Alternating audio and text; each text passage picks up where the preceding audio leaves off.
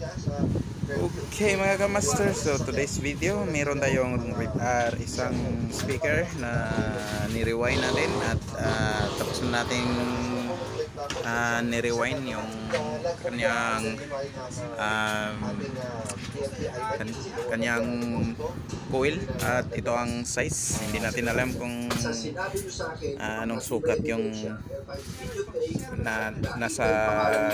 gitna guys, kasi hindi natin nilapatan lang natin at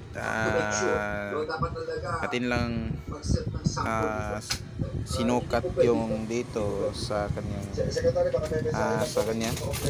yan, dinirect na natin yun guys at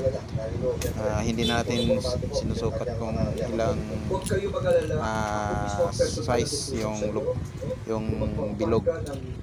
Yan ay tapos na nating